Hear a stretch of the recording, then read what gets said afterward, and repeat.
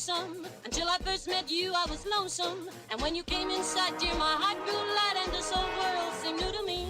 You're really swell, I have to admit you deserve expressions that really fit you. And so I've racked my brain hoping to explain all the things that you did to me. Amir Mr. Shane, please let me explain. Amir Mr. Shane means you're grand. Amir Mr. Shane, again I'll explain. It means you're the fairest in the land. It means you're the fairest. It means you're the fairest. It means you're the fairest in the land.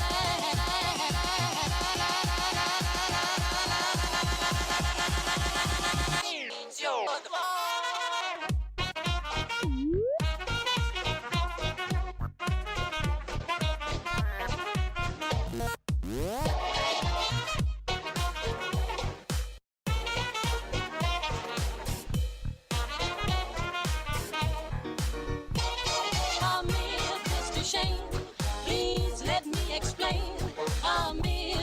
Shane means you're grand. Amir Mr. Shane, again I'll explain. It means you're the fairest in the land.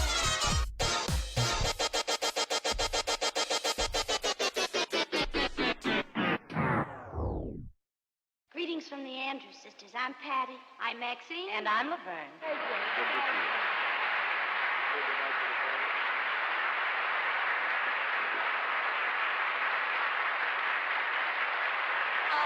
Say Bella, Bella, even Sevender bar. Each language only helps me tell you how grand you are.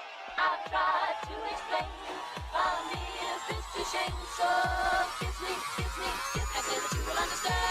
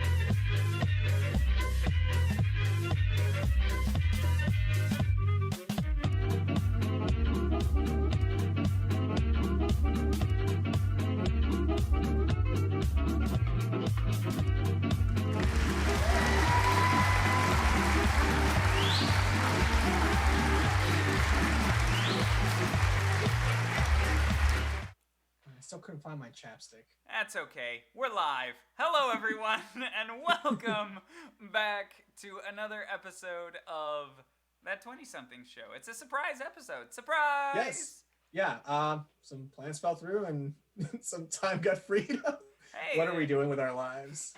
We all quit our jobs, and this is what we do now. So, I said, I shouldn't be taking this shit. I'm an actor. And I left. and that's why. That's why we're doing this, and we're poor. And kids, that's how I became homeless. No, but yeah, for real, welcome, and thanks for tuning in to That 20-Somethings Show, the Surprise Tuesday episode. We're not only is it Tuesday, we're also doing it a little bit earlier in case people on the East Coast want to tune in, or people in London. I don't know why, but you know, it's less late than it would be if we started an hour from now. I like to think that the only person watching it in London is some person who's pledging for a fraternity, and they're hazing him by saying, you gotta endure 2 episodes of these two. you gotta survive 2 episodes of this garbage. Good luck. Reginald, you want to be part of our brotherhood? Quite. Watch these 2 episodes without crying. Oh heavens, no. and then they all leave. Go. If there are any British people watching, we're sorry. Yes, very. I am. We've just made a mockery of you. So anyway. And now we're canceled. Yeah. So welcome to That 20-Something Show. We're doing a surprise Tuesday episode, and we thought today would be the best day to talk about what we would do if we were a producer, and you know. Honestly, it's just. For me. It's just I really like that game or whatever we were doing at the end of the last episode. Mm-hmm. So like once we got the ball rolling, I was like, "This is awesome! I could do a little longer than this." And so, yeah. Yeah, it was super fun. I enjoy like dream casting things is super fun for me, and so yeah, I definitely enjoy it. I would love to be a producer because number one, it's less pressure of writing. I'm not a fantastic writer, so it wouldn't be as much writing for me, which would be super nice. But I still have a say in the creative things. So it's like I don't have to write it, but if I don't like what you wrote, I can be like, nah, that's garbage. Change that. Change it. I don't want it. I don't know what I want, but that's not it. So, I'd love to be a producer. I think that would be super fun. So, yeah, I have, tons of ideas, but no way of getting them down on paper. So. Yeah. I just want if I were a producer, number one, I just want my office to be a complete replica of Max Bialystok's office. Absolutely. You gotta have the drafting desk and the casting couch and the armoire. Yeah, the pictures of, your failed plays. I got them. Well, those were good. But, those aren't failed plays. Those were excellent plays, actually. I had a great time. But you're not a producer unless you have a producer hat. And you never wear a producer hat, son, until you've opened a show on Broadway. Oh no. What have I done? I've disrespected the producer's code. I'm so sorry. What have I done? That whole entire brotherhood of righteousness and doing things by the book. By the book. Doing things by the playbill, so to speak. Yeah, it's sacred. It's a sacred. Yes. We take a sacred oath to be a producer, and we take ourselves very seriously because who else is going to? Nobody else does. Oh no. So why not? Yeah. But if you just tuned in, we're just talking about producerly things and what we do if we were producers. So yeah. Go ahead. No, you first, please. Okay. Well, so if you were to produce, let's say, a movie, what would be the first kind of genre you would go for? I think we could get a ball rolling that way. I think producer-wise, I think it would be more fun to produce a horror film. Ooh. Yeah. Those are up and booming. Because, well, not only are they like making a ton of money right now because horror is awesome and a lot of people like it right now. It's like on a big wave. But I also think that it's super fun as a producer, again, because you get a little bit of a creative say, and you get to kind of guide the story a little bit, and Hmm. so I think it would be just super fun to produce a horror film. What about you? What genre would you go for?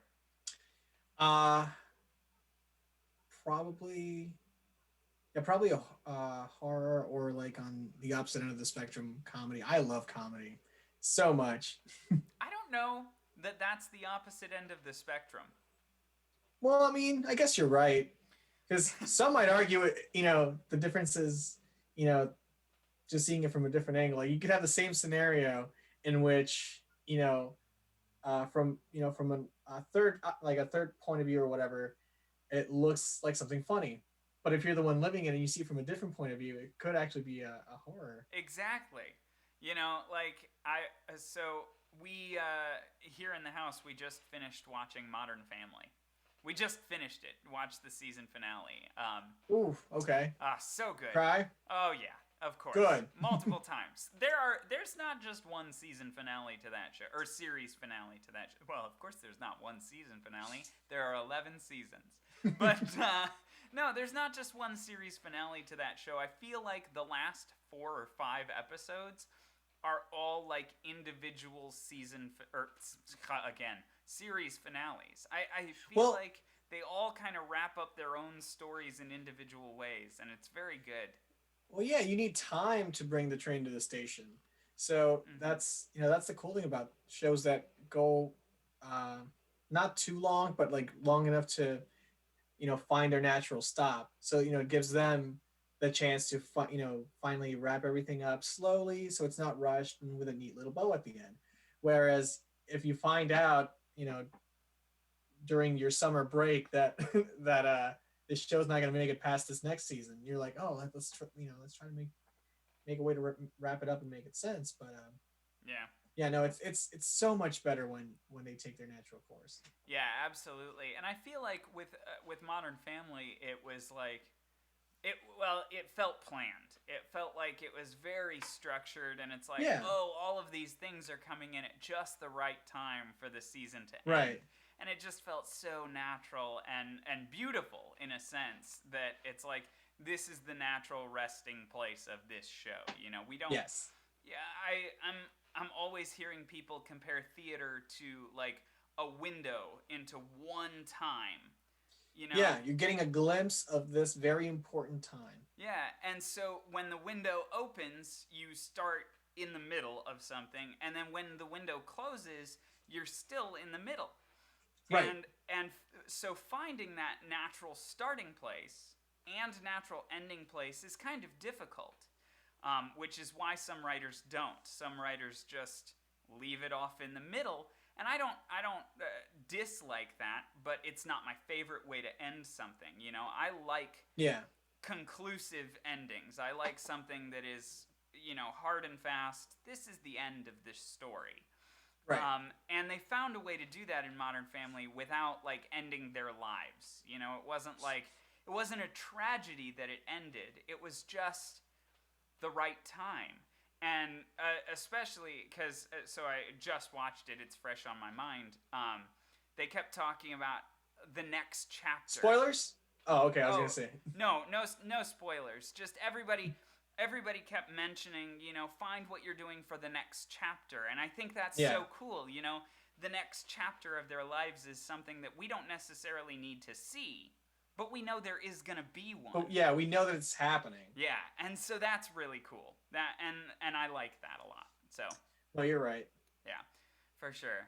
I so I wanted to talk about the other genre that I would absolutely love to produce, but doesn't make a ton of money, and I know it is movie musicals. Like, dude, oh, dude, I movies- would be all over that. Yeah, it'd be so fun. It just doesn't make a ton of money. It's not like a prime time sort of and they're thing. expensive to make. Yeah, it's not like an action film, like a superhero movie where it's guaranteed to make millions of dollars opening night at the box office, you know? But that's when all the theater nerds come out and finally watch something. Right? Exactly.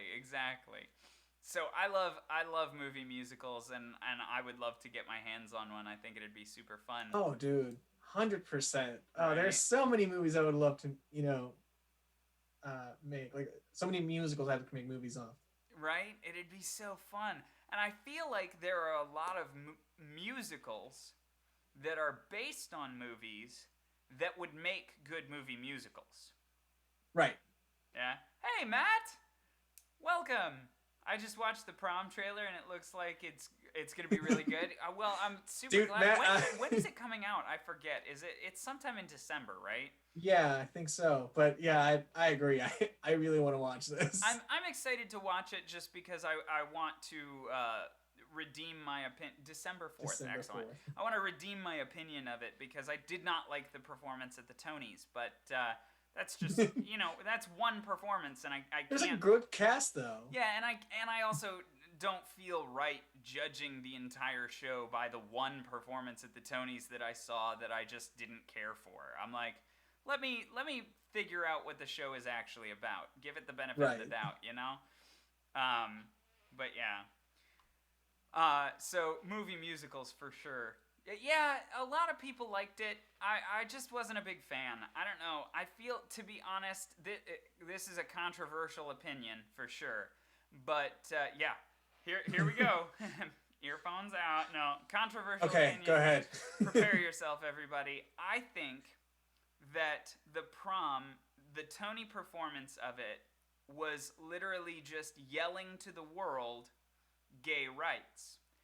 And yeah, right? And to be honest, I think that movies and musicals and shows can have really good plots with gay characters that don't have to scream and rub in your face gay rights, like Modern Family.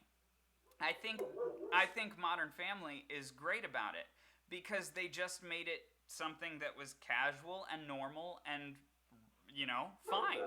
Whereas I thought the Tony performance of the Prom was like, be okay with gays. And I'm like, I am okay with gays. You don't have to rub it in my face. Thank you. So that was my opinion of the Tony performance. It's very controversial, and I apologize. But, to each their own. But yeah, I think, but like I was saying, I want to give it the benefit of the doubt because it might have just been that performance. I don't know anything about the plot of the actual musical itself. So, Right. yeah. But Matt, if you're just tuning in, then we're talking about, if we were producers, and it's basically a continuation of whatever the game we were doing yesterday, or by yesterday we mean the last episode. Yeah. But yeah. Matt, let's say the keys of the kingdom are given to you, and you can produce whatever movie that your heart desires, what would that movie be? Yeah, like basic plot structure or theme or whatever, just Whatever. yeah. So okay. While we're waiting for Matt's response on that, I also want to talk about a couple things because I have had so many ideas for things that are like legitimate possibilities that I kind of want to talk about in this episode as well. So I feel like it would be a great opportunity to talk. Like one of the things that I genuinely want to see happen within the next decade or so is a film version of the Atherton book series, the book trilogy. And if I were a producer, that would be a thing right now, because it's perfect. It's very reminiscent of like the Divergent series and the Hunger Games series and stuff like that, but it's with a little bit younger kids, so it's not late teens, it's like early teens or even a little bit younger, like in Stranger Things. They're like 11. Okay. And so it plays to that same Like the audience. girl 11, or do you mean like the age 11. Okay. Yes, the age 11, like 11, 12, 13, like right around there. But funny Okay. joke on the 11 Dang thing. it. I didn't even notice that I said it, which is funny. But yeah. Okay, I want to respond to this. I would write, direct, and produce my movie just like Robert Rodriguez did for Spy Kids. Heck yeah. Matt, your head's in the right place. So for those of you who don't know, a majority of this stream will be talking about Spy Kids. Don't let it as we did in the previous one. and as we do for most streams, yes.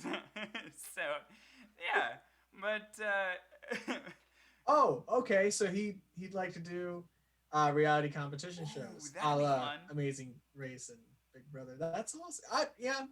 I'm down for that. I always wanted to be on Big Brother. I thought it was really fun.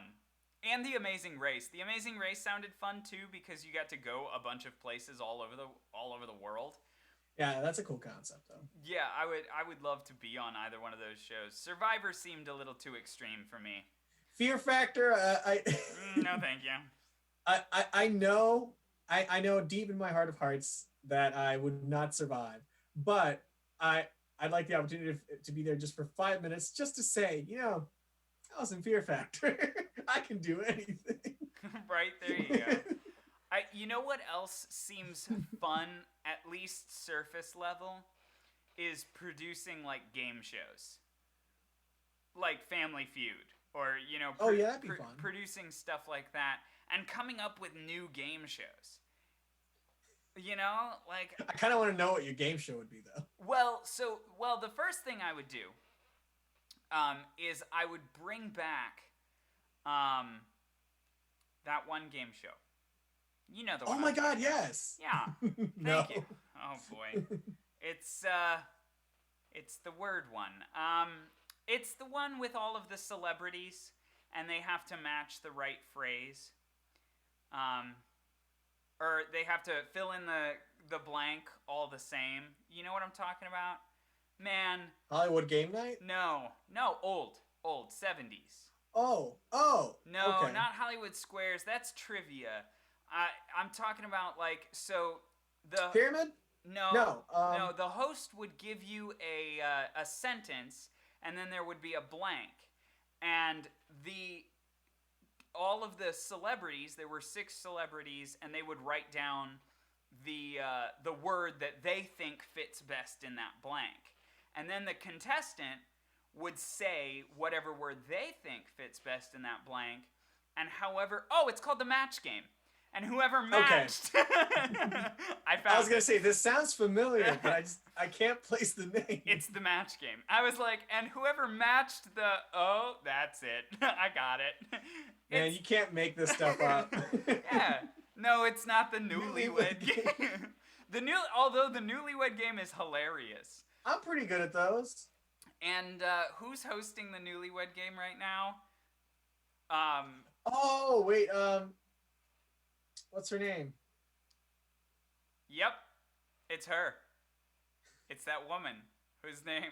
This is what the stream is gonna be. It's gonna be us not knowing things. I love how last episode I was able to tell you names just immediately. Yeah, for sure. This I can't. No, wasn't it? What's her name from Mr. Iglesias? Yes. Yeah, that's yeah. That's gonna bother me. That's who it is. Correct. Anyway. My favorite part about Hollywood Squares? Gilbert Gottfried in Hollywood Squares. Oh, boy. I haven't. Oh, jeez. So, Hollywood Squares at one point in time was hosted by Tom Bergeron, who was also the host of America's Funniest Home Videos. Okay. Did you watch TV in the 90s and early 2000s, Pablo? Did you? I watched American Funniest Videos, Yeah. and a lot of the shows I watched back then were in Spanish. Oh yeah, that's true. I forgot about that. We had Mexican shows to watch. Ah, poo. So if I ask you about any soaps, you got it. But oh yeah. I wasn't a caveman. all of those telenovelas, you got them down. But no. I watched Mexican Sesame Street. But I'm sorry. Go back to your word. What's the word for bird in Spanish? Pájaro or ave. Ave grande. Well, actually, Oh, it's no. Abelardo. Abelardo. Does that mean fat bird? Because it sounds like it means fat bird. Just because it has lardo in it. Okay, I'm sorry. Okay. And we're canceled. Anyway. But, yeah. So, yeah. Things we You were would talking about the produce. host. Yeah, I was talking about Tom Bergeron, and man, I don't know. Also, if I were a producer, I would cast myself as the host of a game show because I'd love to be the host of a game show. Yeah. Come on now, let's do this. Like the one that I would love to host is Family Feud. I think it's just so fun, but I would never tread on Steve Harvey's territory. Oh no. That's the thing. Like I I don't want to step on toes. There. I couldn't take that man's job. He's too good at it. Like that's the thing. If it ain't broke. Yeah. Yeah. But Family Feud just is so fun. It's such a fun, Yeah. you know, just crazy, anything can happen kind of game show, you know? You know, in the Mexican version, because we have a Mexican version of almost every show you guys have. My mother, she used to know the now host of our Family Feud. No way. Yeah, because she used to work for what is it, like a modeling agency, so she would help coordinate events and everything. And he would come in saying, "Hey, I'd like to MC," and it was like when he was just starting, so he would try to like schmooze up to people so he could MC, and so it was. That is so funny. Yes, that is correct. I'm wondering, so Jeopardy was still running until he passed, so I'm wondering if they're going to continue it or if that's just going to be done for a while. You know what I mean? Yeah. You think he's got like holograms? Oh my goodness. Can you imagine? Dude, okay, can. if I were that famous and had that much money, I'd say, "Yo, dude, you can use my likeness. I don't care. Go ahead." That'd be funny. Yeah, absolutely. 100%. Oh, that's so funny. I would do I'm it. presenting an award at an Oscar ceremony one day. Yeah. That's crazy. I didn't even think about that. All of his episodes will air. His last one will be on Christmas. Yeah. Yeah, I'm not surprised. I mean, he kept working the whole way. Yeah. Which is awesome. I mean, good for him. He never stopped doing what he loved, which was super cool. Which is great because I mean, it usually see it go the other way. They get depressed, they don't do anything, and just makes it worse for them. No, that's great. I'm I applaud that guy. Yeah, I'm very happy and celebratory of his career and stuff. He was an excellent host and an excellent man, and a total savage too. I watched a tribute to him on the day that he passed, and it was all of his most savage moments. And my favorite one was when this woman who was a contestant on Jeopardy was like, she was talking about being a nerd and like it was like she was talking about a dating app for nerds or something like that, and and she was talking about all of this and she was like, yeah, nerds, like the socially awkward, all of this, and she described a bunch of things, and Alex Trebek just went, so losers, and I'm like, oh jeez, like total savage. Damn. My favorite. I loved it. It was great. So losers. Yes. That's all I ask for in a host. Oh, so good. What a great role model. Anyway, so losers. Oh my god, you know what would be fun? What?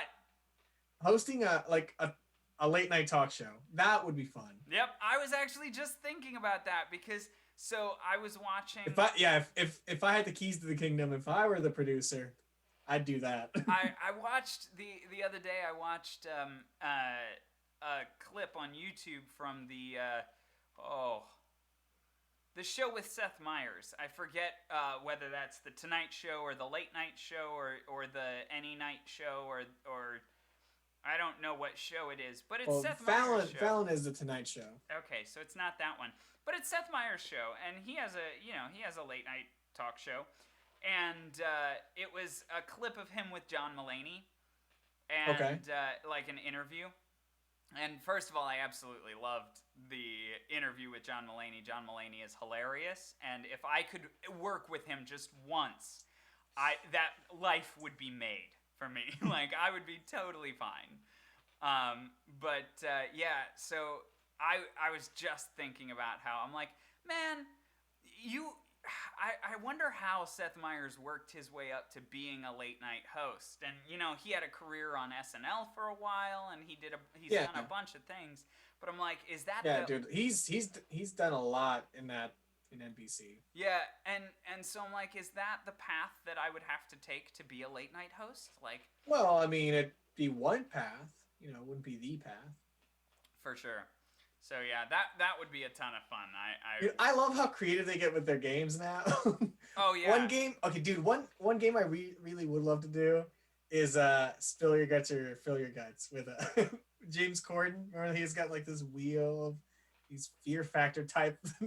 That's right. I think it's a Fallon one, where it's like mystery shots. Oh, and they've got the ball that drops into the shot, and you have to take that shot, at whatever it may be. It could be mustard, it could be vodka, it could be, like, I don't know, just water. It's like a bunch of college students just got together and said, it'd be fun. Yeah, right? Mystery shots. We need to spice up this party, guys. That sounds like Jimmy Fallon. Like, we need to spice up this party. Yeah.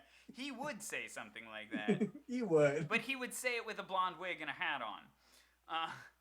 And in a stoner voice. We need to spice up this party, guys. Like, you know who I would like to see as a night talk show host? Who? Tina Fey. I think she'd be great. Of course.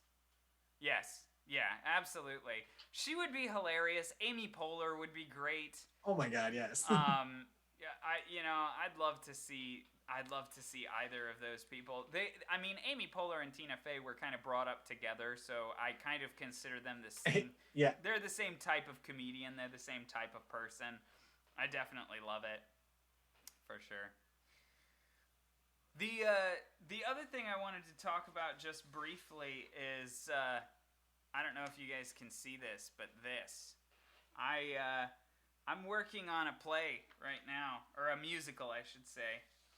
And so, like, we're talking about being a producer and stuff like that. I'm actually trying, and like Pablo and I have done a ton of stuff in the past that we're revisiting now, especially with quarantine, and we're coming up with new stuff constantly that I think we should really get out into the world and do, Like this. Oh, yeah, I agree. Well, this is a podcast that we're self-producing.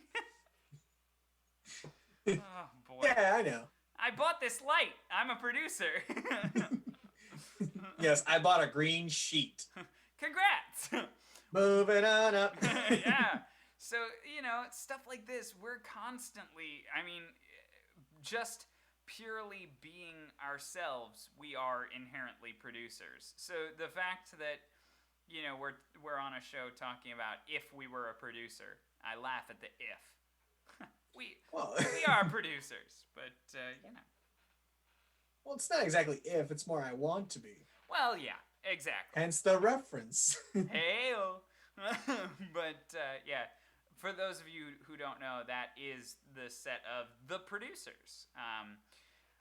From the Broadway musical The Producers and the film The Producers and the movie musical The Producers and the regional theater production of The Producers. I think they got it. Oh, okay. And Matt's gone. And Matt's gone. He tuned out. He's like, oh, God. These guys are It's going to be one of those days today. Yeah, right? But yeah. What else? What if So yeah, go ahead. so what would be your horror movie? I wanted to ask that earlier, but we kind of Yeah, we combed over it. tangent and stuff. Producer, I hardly know her. So he is here. Not only is he Glutton still for here, punishment. he's still here and he's making jokes. Yeah, so my horror film would definitely be a thriller, like a psychological thriller of sorts. I love the idea of like things that are just beyond your control, but you think you have control over. Like, Oh, like your bladder. yeah, like your bladder. No, like the internet is what I was thinking of. Oh, okay. So like the internet, you think you have control of, your Facebook profile. It's your identity, right? Your website, your YouTube channel, your likes and dislikes. You think you have total control over it, but in all reality, the internet is a chaotic place, and a lot of weird things can happen, and there's also this certain level of anonymity. Like if you look up my profile on Facebook, you'll see me, but a ton of people have fake profiles, and you might think you're talking to somebody, but you're not. And so I would I feel like you're about to take your mask off and just. no. and so I would play off. I'm James L. Crow. No, I knew it. no, but I think I would play off the idea of something on the internet, like the idea of internet stalking or something like that. I think that would be my horror film, because it's this thing that everybody uses and everybody thinks they can control, but really it's anybody's game. And Okay. I love that idea. The mystery. How are you gonna draw people in? Who's your lead? Who's my lead? That's great. Well, first of all, so I was talking about James Spader the other day, and James Spader would have to be in it, because James Spader in a horror film would just be too delicious to pass up. I'm sorry, but James Spader is such a good, like. I think that was the right wording. True. But like I'm on a real big James Spader train right now. But he is so good at being eerily specific. Like, okay. And I think that would be really good for a horror film, even if all you could see was his face. Like, I think, or like. Those weird like horror film shots where it's like severe close up on the lower half of their face. You can't see their eyes or anything.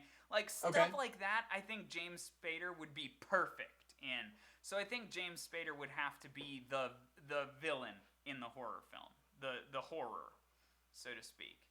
And then obviously you'd have to have I feel like in order to really sell it, you'd have to have a young cast. And so the guy, and maybe I'm borrowing too much, but the guy who plays Noah in the MTV Scream television series. Oh yeah, he's cool. He's awesome. I would love to see him in it.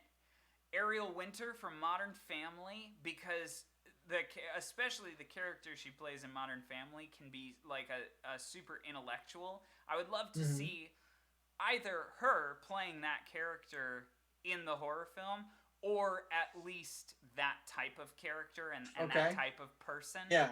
I'd love to see that. So, like, just building this cast of interesting and engaging young characters, and this very ominous voice and specificity of James Spader to contrast it, I think would be really fun. And, you'd have to have your typical horror film, ditzy blonde or whatever. You'd have to have your typical cast. But I think Scream does it right when they make it a little bit meta. and I also like that aspect. So I Some might, self-awareness. yeah, I might have to borrow that too. I like Scream a lot. For those of you who don't know, I really do like Scream a lot. I love the entire plot structure of all of the Scream movies. I don't think there's a bad one. And then the MTV series that came out, I think it's out on Netflix still. Yeah, it should be. Is a fantastic follow up to all of the movies and everything, or if it is a follow up. I don't know when the MTV series came out. Not really. I mean not like a follow up, but like an answer to Scream as a television series. Not like okay. Not in the same universe, but plot wise. I see. Yeah. I got you. So I would kind of take off of Scream and use that. How about you?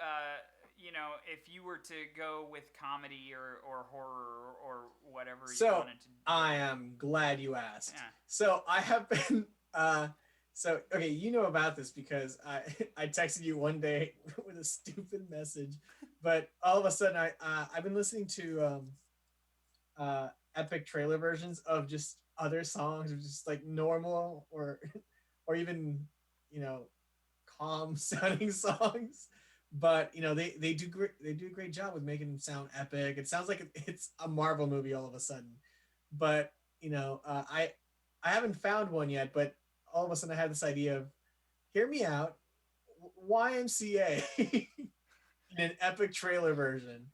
And so yeah, I sent you that, and I thought that was funny.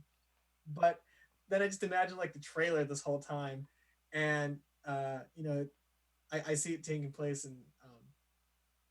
First of all, it'll be a comedy, so it's going to take place in a gym. Doesn't have to be a YMCA, but it'd be cool. If I were the producer and had enough money, make it the YMCA.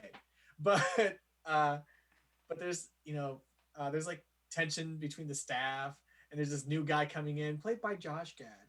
Because who doesn't love Josh Gad? Love Josh Gad. Yeah, and so he's new to the to the place, and he's trying to make it work and everything. And there are, of course, some bullies there because it's a gym, it's a YMCA, so there's going to be some athletic, buff bullies there, which I think will be the main guy there should be, what's his name, from Blue Mountain State. Which one, Thad? Thad, yes, Thad. That's funny. Like I see that like being like a rivalry between the two, and I just saw the trailer of it being just a bunch of like a dodgeball, like an epic dodgeball game. Yes. But they designed like this Olympics kind of thing to to determine who's better, or something bigger is at stake, I think. But I think that'd be funny. That lends itself to a lot of humor. So I had an idea while you were talking. So if you wanna circle back to this and talk more casting for horror and stuff, that'd be great. But you've seen the movie Tag, right? You watched it. Yes, I love Tag. So there needs to be more like buddy rom-coms, if that makes any sense. Okay. Like I feel like Tag is a rom-com, right? Because yes, it has the same feeling, it has the same structure, it has a similar plot, just without the romance. It's more of a bromance, I guess, between friends, It's their friend circle. Yeah, so it's a friend rom-com, and I love that concept. A rom-com. A rom-com. Yes. So now we're putting 3 words together to create Fromcom. I love it. Or Fromkensteins. Fromkomsteins. It's Fromkenstein, actually. But yeah, so like friend rom-coms would be awesome. Like I loved Tag. I thought that was great. If there were more movies like that where, groups of friends, like Last Vegas. Engaging in some something that seems menial, like a tag, like a game of tag. Yeah. You never expect to get, all of a sudden into an action movie territory. Right? They go to the woods and there are booby traps everywhere. You know what I just came up with? I brought a pen and a pad of paper to this specific episode because I know me and I know that as we're talking about this stuff, I'm gonna get ideas for like actual things. I wish I could show you, but my notes app is like ready. It's on standby. Yeah. So I just came up with this idea based on that because you were like, it was so immersive and there were traps in the woods and stuff. I'm like, you know what should be made into a movie? A bunch of friends playing D&D. Oh my god, yes. A bunch of friends playing D&D, and it can have the same feel as Tag, where it's this friend group that has grown up since they were kids playing D&D. And, you know, I would love to see... Well, you know, there's an actual story. I read an actual story, I think it was last year, about this ongoing game of D&D that's been going for like 35 plus years or something. Yeah. But it's like the same group, and they've been playing the same campaign. That's awesome. Matt says, I wrote a script in college that was basically the same plot as Game Night. Dude, Game Night! That's awesome. I'm so sorry, Matt. I'm very sorry for that. No, that is funny. That's hilarious. Contact the producers and tell them that they stole your stuff. Be like, hey! Right? I'm sorry to cut you off, though. Go ahead, Mr. Herman. No, that's fine. Dr. Herman. Dr. Herman, whatever. So you're saying that this story actually exists. Is it a movie? No. It's just a story. It's not a story per se, but it's an actual thing. It was somebody wrote a story about it. Oh, okay. In a newspaper or magazine or something. But That's super cool. But yeah, so it's I remember reading that story. Yeah. Okay, cool. So, well, to be honest, Pablo, let's do some research on it and let's develop a script and we'll find the people that actually did that and see if let's we get can Matt in use because their I know. Yeah, let's get Matt in on it. I know he's got some game night knowledge. But if we get, that's the thing. I mean, the movie Tag was also based on a true story. Right. If we can make the D&D movie about the same story, like based on a true story, boom, we've got our success. Like there it is.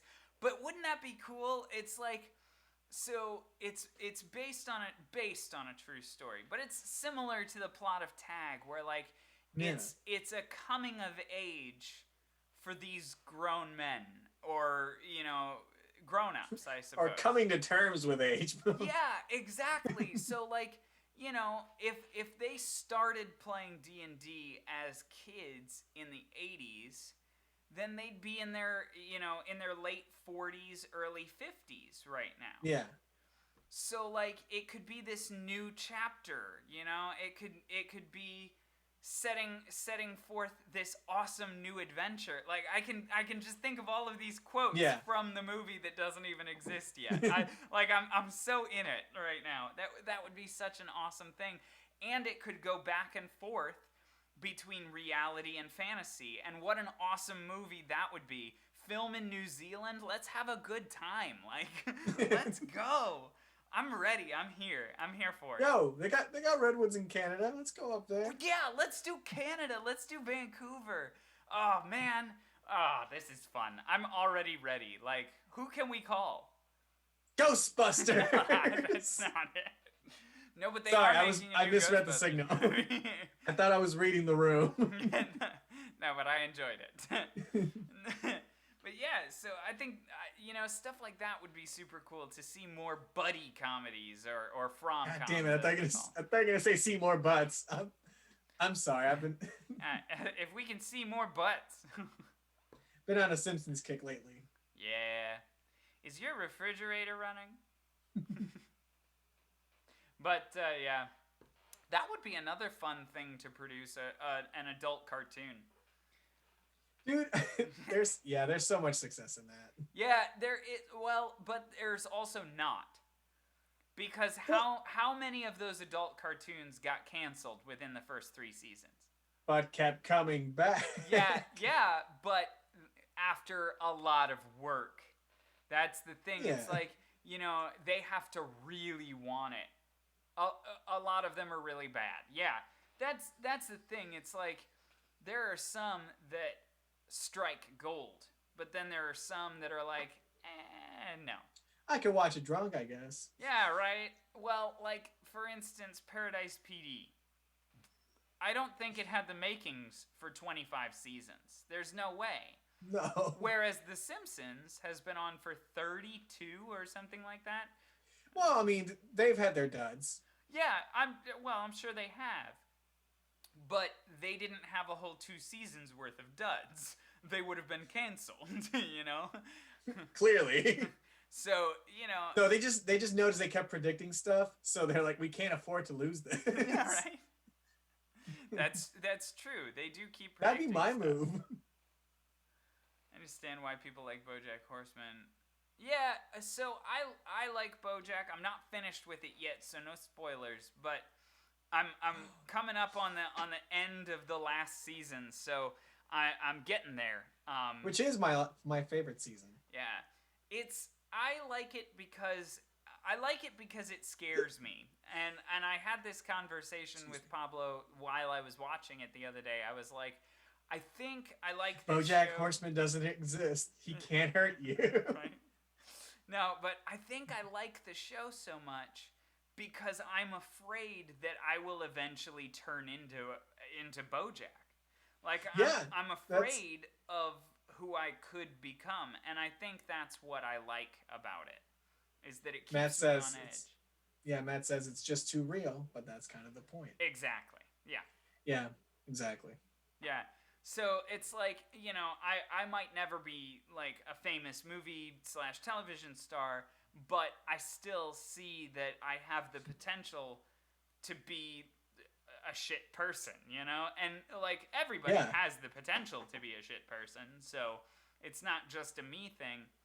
And I think that's what keeps me on edge about BoJack is, you know, I root for him because I don't want to become him. Right. Yeah, so it's interesting. I like it a lot. Yeah, you know, the way it be.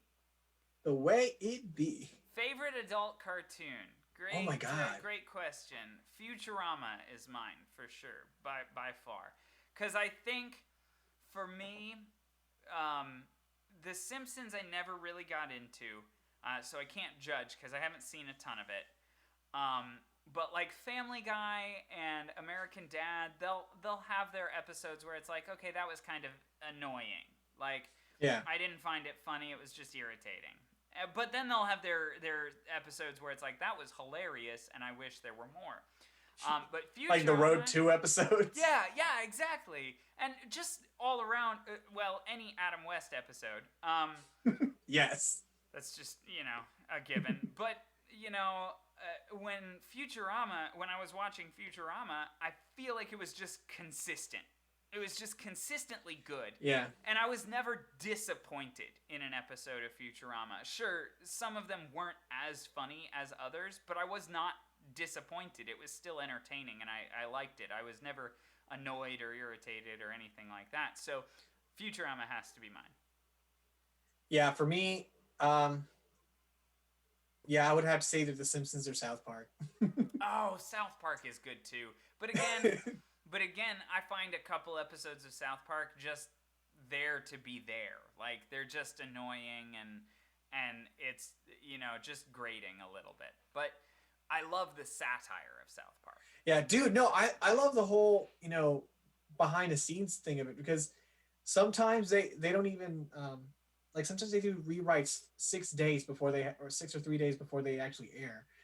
You know, that's how they come up with so many, you know, current topics or jokes when it seems like it just happened the day before. Like that's crazy. I love how, you know, how much they get into it. Yeah. What? Matt says it is. It's a really smart show. I completely agree. It is. Yeah. Yeah. The writers of South Park are incredible. Exactly. That's what I meant, I guess. Yeah, they write each episode in 6 days, which is crazy. Hey, Evan, what's up? Wait, are you at Guitar Center straight up right now? That's hilarious. I like to think that the sound is just blasting all over the stuff. I wouldn't doubt it because, yeah. So, you know, we're coming up on close, so, you know, I suppose you're closing tonight, Evan. Thanks for tuning in. And tell everybody there I said hi and that I'll see them tomorrow. Yeah, thanks for tuning in. If you get a chance, Evan, if the keys of the kingdom were given to you and you were a producer, what would be the first thing you'd produce? Yeah. What's your heart's content? Yeah, we're desire? talking a lot about different shows, different plots, stuff that we would like to produce and like to put out into the world. So like even if you don't have a specific plot or anything in mind, just a genre, what would you love to just have your name on out in the world, I guess. Let me read this comment. They started the season in 2016 like Hillary was going to win and then had to do an audible, thus the season lacked from the previous. Yeah, that's true. That is crazy, but they have to think on their feet. It's ridiculous, And Trey Parker and Matt Stone voice almost everything in there. Well, and I think that's one of the reasons that they can do that. Because 2020, the musical. I want to watch that. I would 100%. So much. I'm writing music for it right now. It just goes. That is the. I don't know if you could hear that, but I hope. No, I heard it. I don't know if the stream could, which is unfortunate, but I know you could, so that's good. It sounded like someone was murdering a cat on the keyboard. Yeah, pretty much.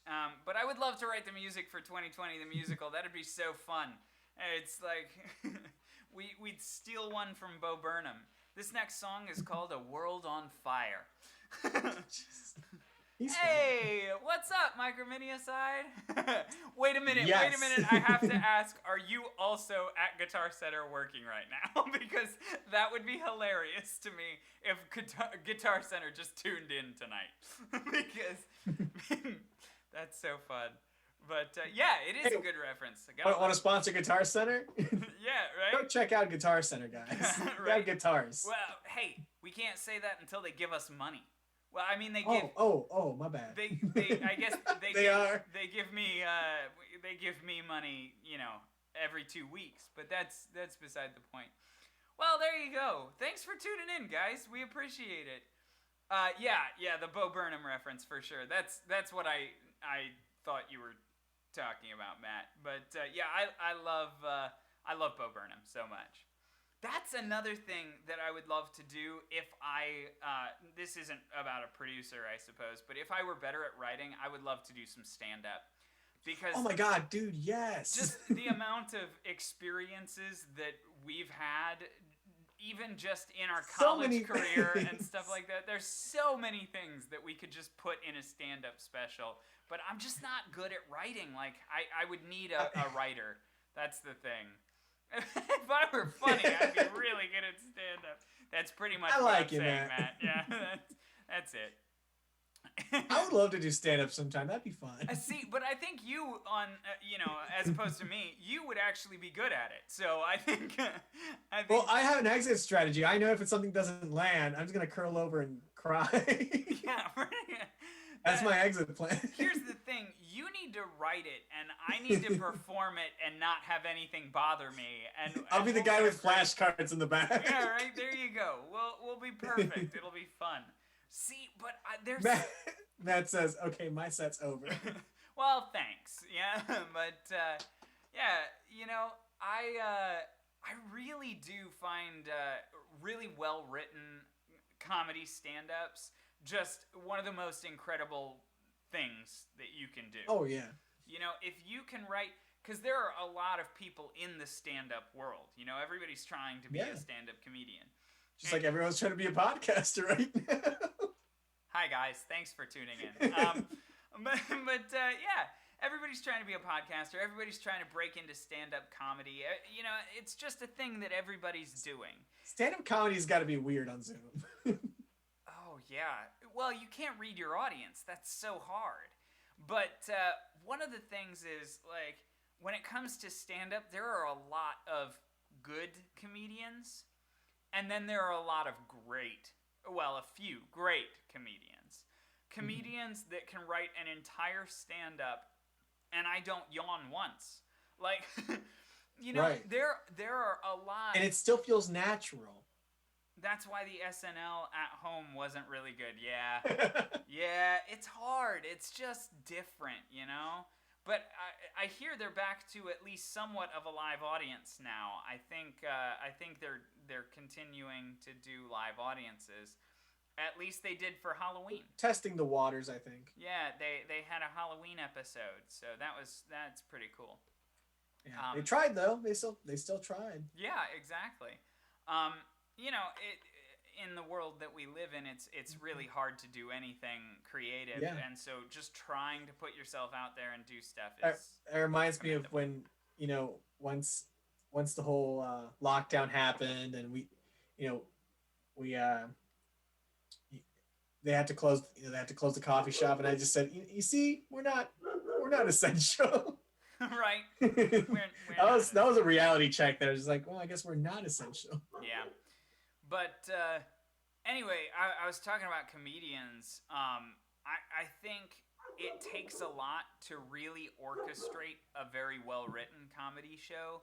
And, you know, of course, there are some tips and tricks like callbacks. Callbacks always make the audience laugh. They make the audience laugh twice, you know? Because, and you also make them work for it, which also adds to the satisfaction of the joke. But I forget Hannah, the comedian Hannah.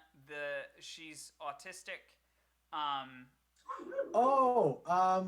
forget her last name, but she's sitting on my watch list. Yeah, on my to watch list. She has a special on Netflix right now that I think is absolutely amazing, because the first 15 to 20 minutes of the actual comedy routine is her explaining the comedy routine in full and exactly what to expect. Gadsby, thank you so much. I appreciate it, Matt. Yeah. So she explains the entire comedy routine in full so that you know exactly at what points things are going to happen. And I love that. And the best part about it is she spoils it.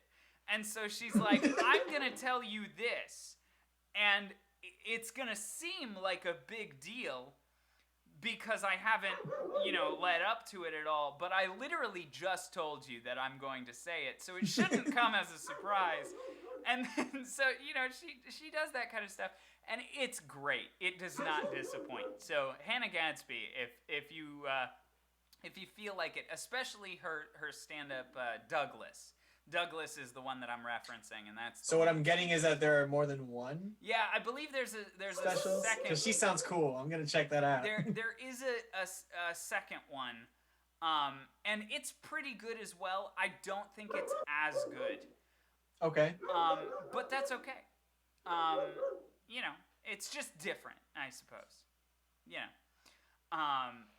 I feel like the second one that I watched is actually. It predates the one that I watched, the Douglas that I watched first. And so I feel like she wasn't really in the swing of things.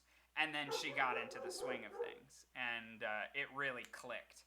Because she is a master of callbacks and, holding the audience accountable for working through the show, which is so fun. Like, it's great. What a great show. But yeah. Well-written comedy specials are top-notch. So, yeah, I'd love to do that. I'd love to be a comedian, but I just don't have the writing talent. It's unfortunate. Well, it's like a muscle. Just gotta exercise it. Yeah. If only I knew what exercise meant. Damn. All right, well, this is gonna be tougher. Yeah, that's okay. Anyway. Oh my God, there was Did I tell you? I inadvertently came up with a good comedy special name title. If I ever did one, was Still Me. Sorry. Still Me. Sorry.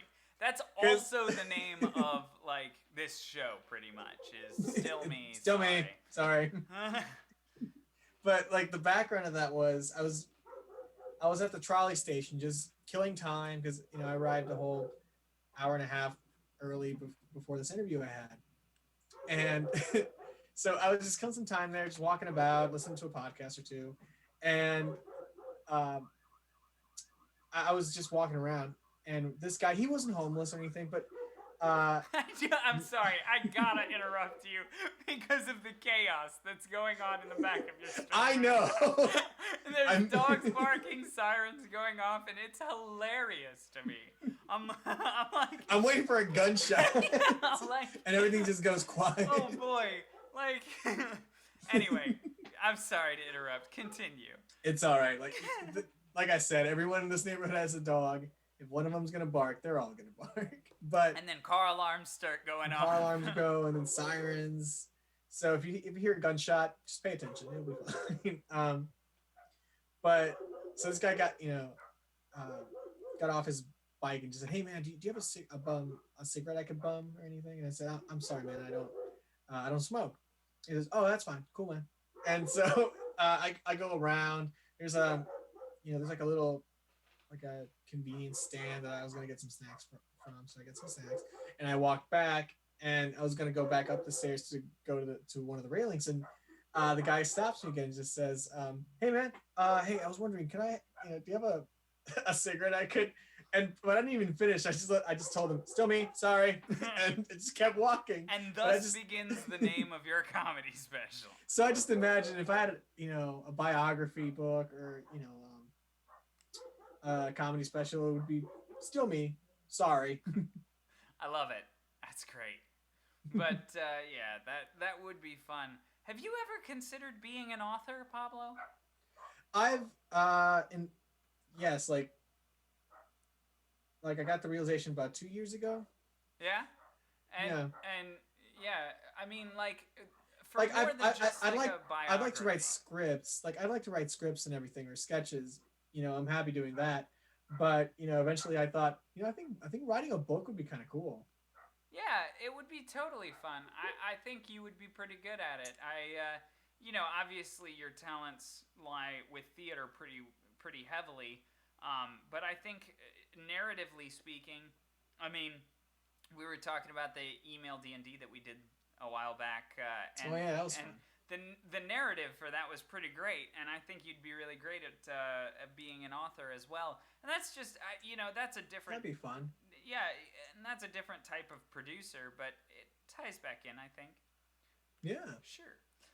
I could produce my own book series.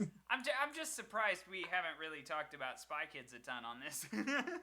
Oh, don't worry, I'm building up to it. Well, okay, that's great. Yeah, it sounds amazing. I'm trying to sneakily bring it back. So anyway, Steve Buscemi and and you know what else he was in? Dude, I need to get back into watching Miracle Workers because with the Dark Ages season. Yeah, and don't they have a new season coming out as well? They do. It's gonna be a completely new structure and everything. Same cast, but it's gonna take place in the Old West, I think, which I'm looking forward to. I can dig that cast in an Old West setting. Yeah, for sure. I just want to know who's who, cause like. Well, they. Okay.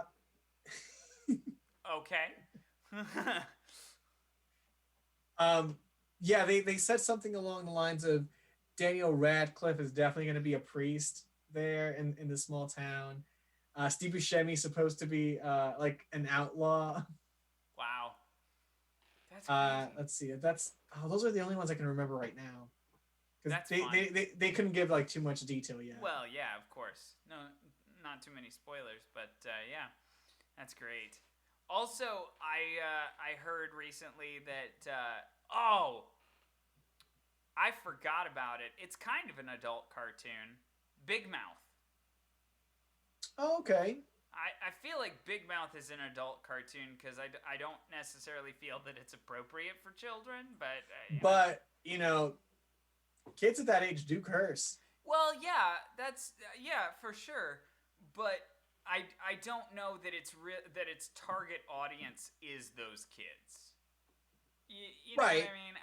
I think the target audience is still like our age, people who have already been through puberty. Yeah, but the writers have also said they also want to make, they wanted to make this show in a way of saying, like, what's a show that I know I'd be grateful for if I watched when I was going through puberty. That is true. So Yeah. there are some some things in there that they want to reach the, how do I make it sound not weird here, but to reach the those children. kids. We just want to touch the children. That's what we want to do. And we're canceled. Heyo. Anyway, no, but yeah, I heard that Big Mouth season 4 is coming out pretty soon, so I'm excited. Dude, the whole monster department, they're gonna get their own spin-off, and I'm happy about that. I'm here for it. Maya Rudolph won an Emmy for the voice of the Hormone Monstress. A well-deserved Emmy. Yeah, absolutely. So that's pretty awesome. I'm definitely excited about more of that to come. And oh yeah, it'll be fun. Bubble Bear. Bubble Bear. Anyway, yeah. So when you think about producing and stuff, obviously we've been talking a lot about film and television, but would you see yourself as a Broadway producer? Would you see yourself doing live theater in the future? I would love to do live theater, because I mean, how many people can say, dude, I was on Broadway? Yeah, right. Sure, there are some bragging rights to that, but I think the whole experience would just be awesome to be a part of. Absolutely. I mean, so when it comes to, I don't know where my life is headed at all. I've taken like 1,000 different paths, and you're talking to. Yeah, right. But I would absolutely love to write musicals. Like I thoroughly enjoy writing music and stuff like that, and so I would love to write musicals. And so I mean that's what I'm working on right now. I'm working on the title is Outstanding. This is going to be my official first plug and promo of it. I've never I've never talked about it online or anything like that. So this is really my first time saying it out loud to the universe. But yeah, I'm currently in the middle of writing a full-length Broadway caliber musical. Woo! Yeah. Yeah, I've talked at work about it. But yeah, it's called Outstanding, and so that's actually one of the first things that I plan on talking about during my podcast, which will eventually also be on this channel. It'll just be me, and it'll be me talking about stuff that I know and I love. And I might play some music here and there and do some other things because I've got the setup to do that now. But yeah, I am working on this Outstanding musical, and I'm very much excited about it. So if you want to hear more about it, be sure to catch the updates on my podcast coming out soon. You can find all of that information on our Facebook page, which Evan and Microminiacide, if you haven't followed me on that Facebook page, that's where we get all of the updates and stuff. So yeah. But I want to address Matt's question here. Yeah. Yeah. I was just reading it too. Yeah. So if you had to write a jukebox about yourself, who would be the band or artist you would use? Since you've had a little time to think, why don't you go ahead first, Pablo? Because I don't know yet. Right, I'm trying to think. Yeah, right. Can I jump in right now? The band and artist that I would use is Seth MacFarlane and his orchestra. His swing orchestra. I would 100% use that. Because I love jazz, and that's why I love La La Land, because Ryan saved jazz. Get the fuck out of here. And yeah, so no, but I love jazz and I love swing, and so Seth MacFarlane and his orchestra would be awesome. I would absolutely love to have his music accompany my jukebox musical. Yeah, I'll accept your friend request, Evan. I'll do that. Matt says no. Seem like a cool guy. Yeah. So, so I guess I should have specified as well.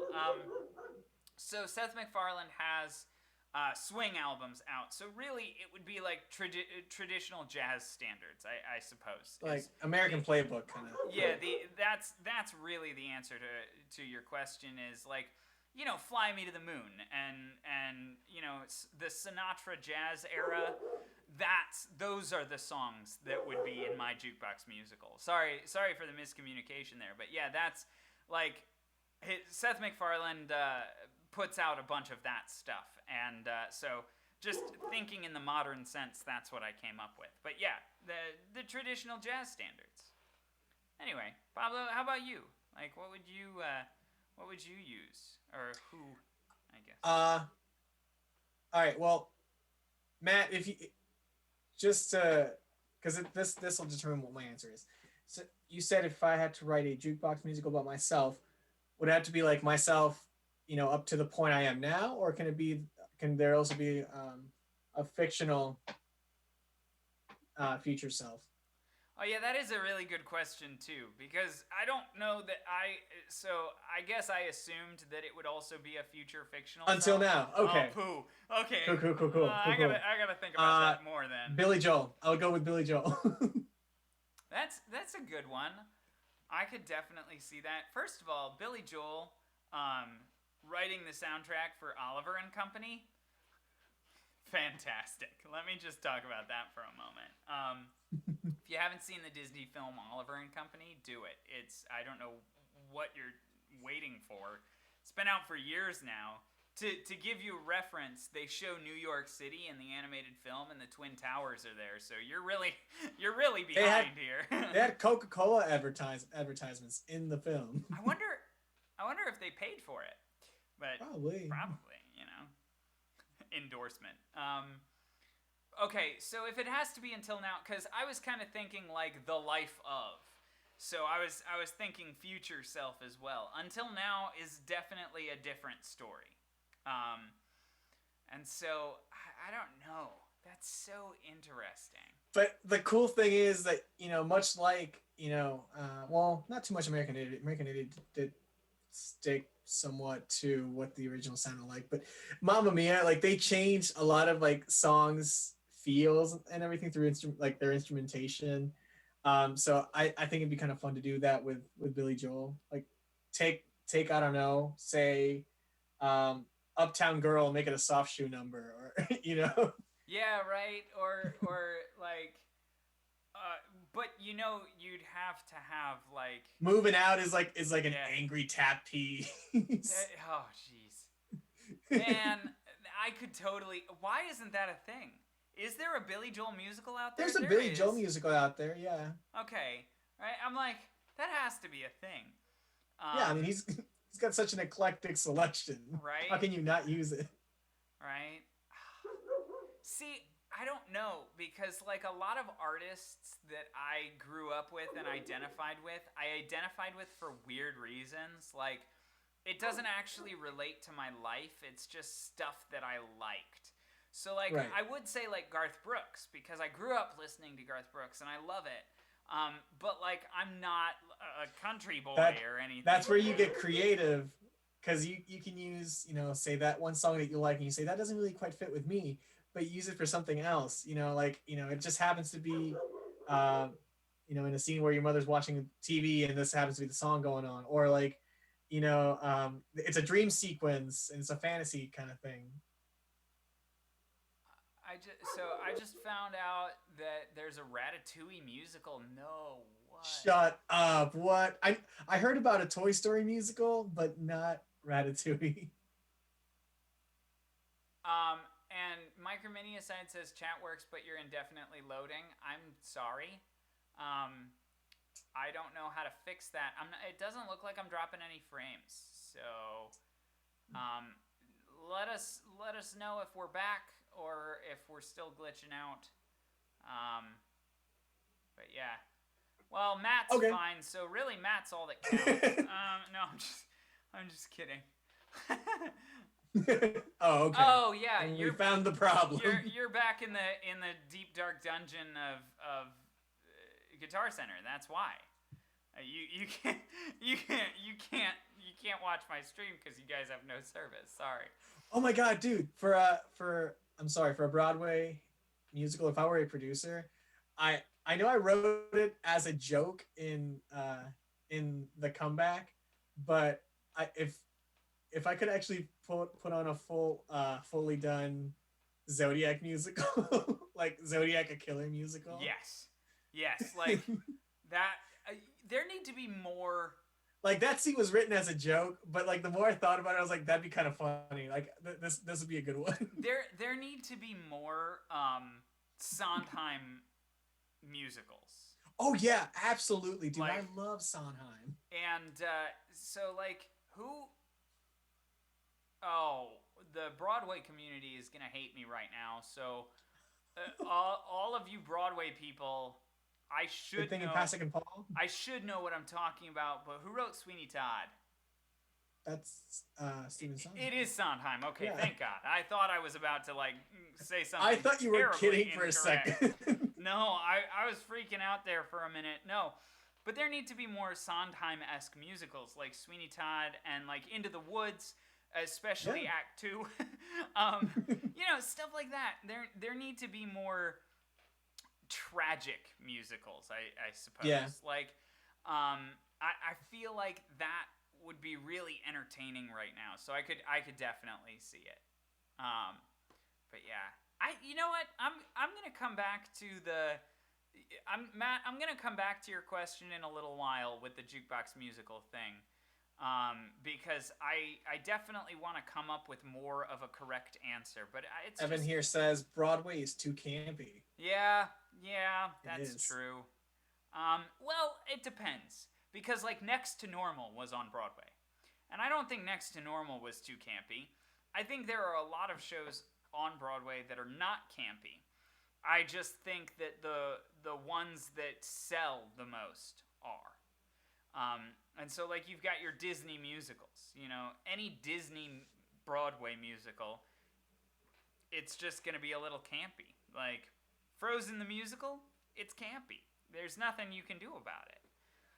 I think Aladdin was pretty decent, but it was still campy. It's Disney, Yeah. But yeah, I agree.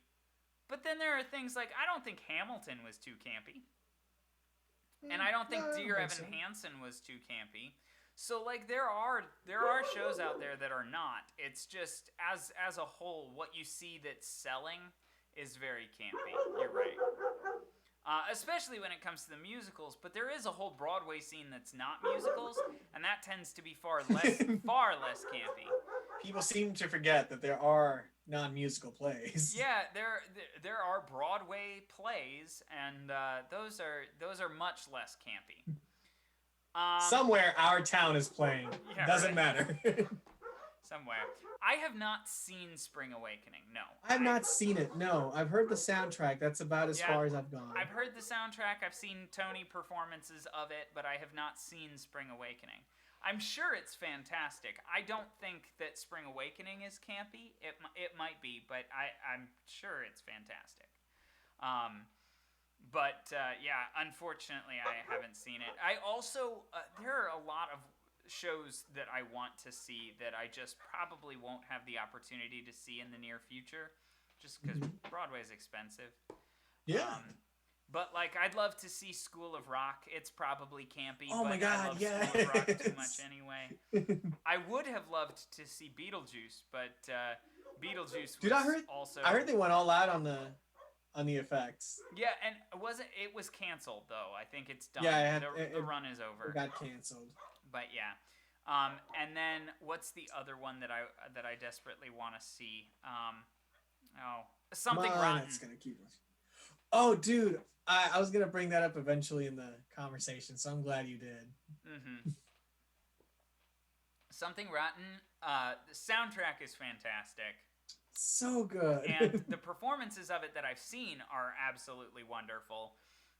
So yeah, Something Rotten I would love to see in full.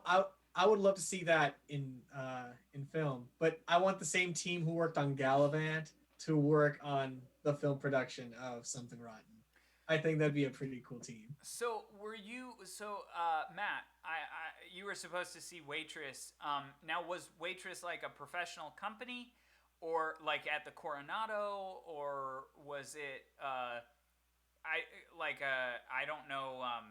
If Waitress's rights are out yet. What I don't know if I don't think they are yet. So I guess it must have been like a touring theater. I didn't know touring theaters stopped in Rockford. I thought Chicago was too close for Rockford to host touring theaters, but I guess that's awesome. Would it have been at the Coronado, Matt? Yep, there you go, Coronado. Yeah, that's pretty awesome. Man, I love the Coronado Theater too. Dude, it's beautiful there. It's so cool. I'd love to do anything there again. I've done a few things there. You know, we've had high school. What were those performances? They were All City. All City. Yeah. Or All Star or something. Oh, that's so cool. That's another one that I've never seen that I'd love to see is Wicked. That'd be a great one to go live. Too. Yeah. Yeah, I mean, you have to. But yeah. I also feel like my expectations would be super high just because... Because how much has been hyped. Yeah, and that's the other thing... You don't want to be disappointed, right? Yeah, that's the other thing with a lot of these Broadway musicals is I've seen them in bits and pieces, and I've heard the entire soundtrack, and I don't want to go and be disappointed. Like, especially when it's not the Broadway cast. Like, if you're not going to see Ben Platt in Dear Evan Hansen, why are you going to Dear Evan Hansen? But well, I mean, I hear the next Evan Hansens were great. Yeah, and they are, and they're on Broadway. I mean, that's fantastic. One of them's even 16. Yeah, well, and I should support fellow actors by going to these shows and stuff, but I also don't want to be disappointed because they're not Ben Platt. You know? Yeah. And there's just there's this stigma about it, and I'm like, I don't know. I should get over it, but there's something holding me back. Maybe it could also be finance. I want to find out just who hurt you. Yeah, right. Another thing that I'd love to see done more and again and stuff like that is the musical She Loves Me. You've seen Book of Mormon 3 times. Oh, you lucky son of a bitch. Again, South Park writers. They're insanely talented. They're so good. Dude, that was so good. Yeah, for sure. Book of Mormon I have seen in its entirety bootlegged because, you know, again, I don't have money. Did you come to see it with us? No, I did not. That predated my time by a month. Oh, okay, cool. Yeah, that was like the month or two before I actually came to the school. So, yeah, I see. I think, and if not, it was just because that kind of checks out or something. Hey, that's awesome! $20 for front row seats, dude. No way. Nice. That is awesome. That is super cool. So the only shows that I've seen live, let me see if I can remember them all. I saw Lion King live, which was great. You can't. I mean, it's Lion King. You just can't. Here's the thing: Lion King has been running forever, and there is a certain level of expectation for Lion King. Oh yeah. You know, if you're running that long, it's got to be that good. Yeah, exactly. And my thing is, it wasn't as good as probably the first original Broadway run of Broadway. Right, but it held up. It held up, and it was pretty fantastic. Yeah, so we saw it in Peoria for the touring cast 2 years ago. Yeah, I think it was more than that. I think it was a few years ago actually. It's been a while. Has it? Yeah. What? Where am I? No, but yeah. So like, we saw Lion King in Peoria, and it was the touring cast. And to be honest, there were a couple actors that disappointed me, but as a whole, the show was excellent. So yeah, no complaints other than the complaints that I have. I do have a complaint. Well, you have the same complaint because we were like in the row, in front of each other. But Yeah. Jesus Christ Superstar. There was that light that kept blinding. Yes. I almost forgot about that one, but we did see Jesus Christ Superstar, which was also pretty good. In the same theater, wasn't it? Yes. No. No. Was it? Yes. Oh no. No. It couldn't have been. Because that was the Chicago Lyric Opera. Right, exactly. No. You're absolutely right. Yeah. Pippin. I want to see Pippin so bad I still haven't seen it live. Oh, dude. Oh, I haven't it was the 2014 one. That's when they went circus. I haven't even seen the production live in general. Like, I haven't seen a community production of Pippin live. I never saw yours, Pablo. That's all right. But Steven was good. Yeah, I'm sure he was. I mean, remember when we had him do that in our junior recital? Yes. That killed me. I love that. It was worth every second of it. I still to this day reference that every once in a while. So yeah, I've seen Lion King. I've seen Jesus Christ Superstar, and then I've seen Hamilton. Which was Hamilton in Chicago. Which I envy you. That is a fantastic thing to watch live. Yeah, so good. And the thing is, like, they put it out on Disney Plus, and I watched it the day it came out on Disney Plus, and it's great. And you can catch more because they're pointing the cameras towards the right angles. They show you what they want you to see. Yeah. But the thing about live for Hamilton is you can feel the energy in the room. And there's something about being in the room where it happened. I had to do that. Where do I hang up on this thing? Yeah, so, but yeah, like, Hamilton live was excellent. And I always find something wrong with theater. I always do. Because nobody's perfect and no show is perfect. And there's always a mistake. During Lion King, Pumbaa was okay. I didn't think his comedic timing was as good. During Jesus Christ Superstar, there was a technician with white shoes. If Evan is still with us, you're going to hate me. Actually, you're going to hate the technician. But there was a technician with white shoes running through the catwalk. And it was just distracting, and I'm like, what are you doing? You're a professional. Stop doing this. You should be wearing all black. But then when I went to Hamilton, there was absolutely nothing wrong. Absolutely nothing. I did not. That's good. Like, I was not, and I was taken out of it. Dude, so much. When I went to see Book of Mormon, the guy who played Jesus Christ as he was exiting tripped. You saw him eat shit as he left. So I watched, like I said, I watched a bootleg performance of it, and the bootleg performance of it,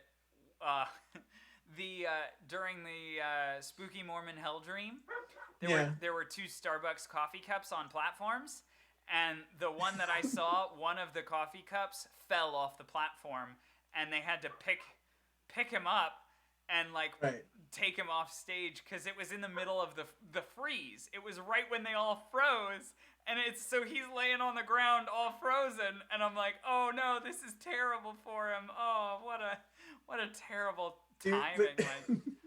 But the thing with Jesus tripping and everything, granted, yeah, we were all concerned for his well-being for the actor, but to me, dude, I broke down laughing because how often do you get to see Jesus Christ in some slapstick kind of thing where he just trips and eats shit as he's leaving? Oh, so you can walk on water but not off the stage? I'm going to hell for this, but man, that was funny. Oh God. Like, that's when you're surprised there are no hecklers in the audience at that point. Yeah. Like, it's just too funny. It's great. But anyway, we are going to take just a short break, so please don't touch that dial. We will be right back, and hopefully the music works on this music break today. Hopefully. Yeah, if it doesn't, please let us know, because I tested it before the stream, and it worked. But yeah, thanks for hanging in there, and we'll see you in just a few minutes.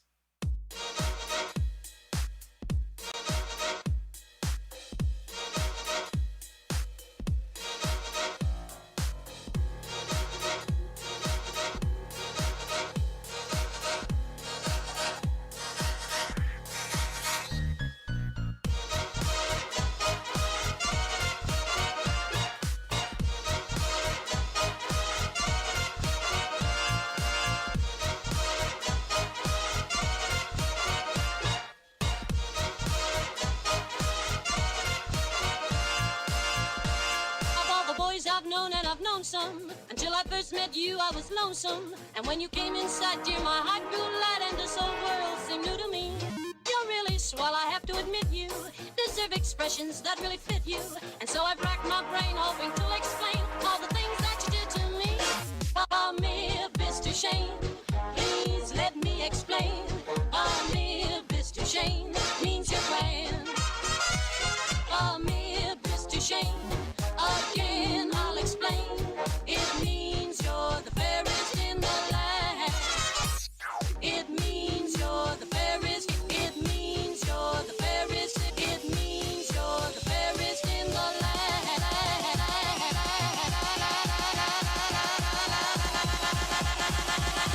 It means you're the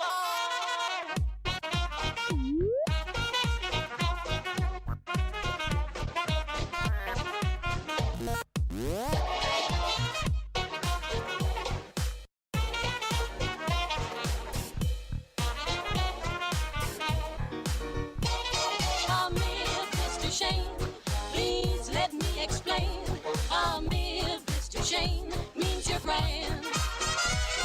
Amir Mr. Shane, again I'll explain. It means you're the fairest in the land.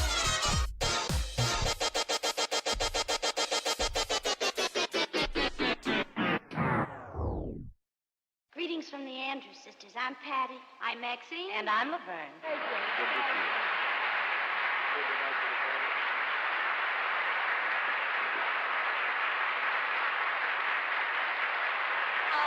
Say Bella, Bella, even Seconder bar. Each language only helps me tell you how grand you are.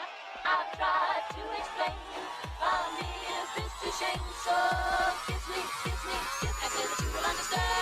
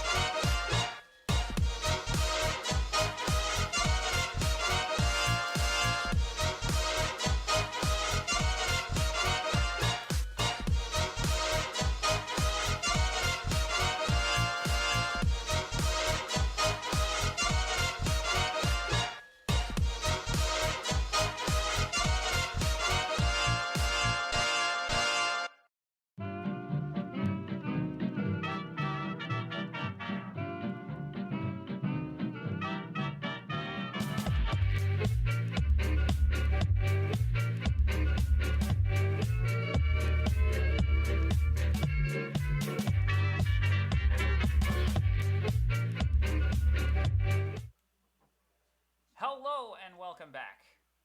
We are. How's it going?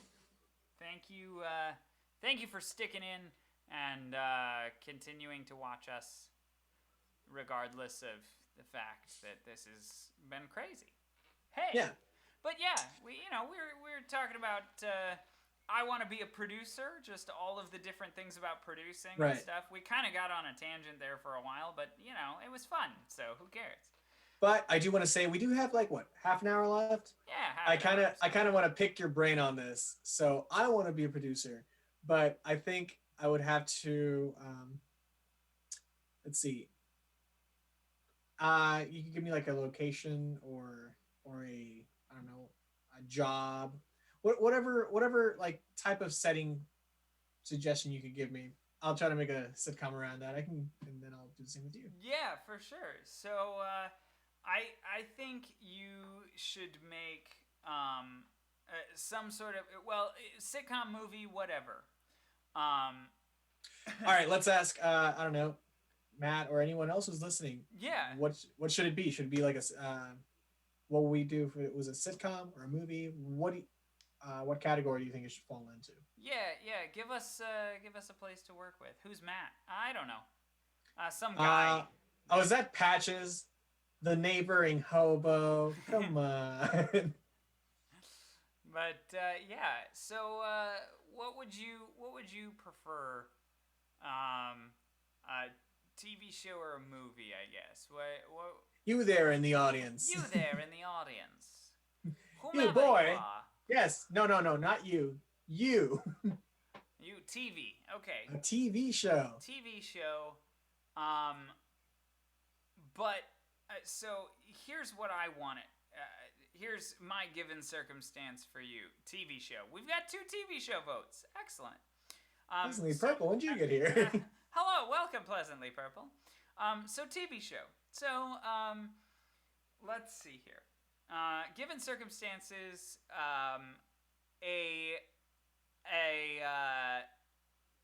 I know the words. Hold on for a moment. Soon I will too.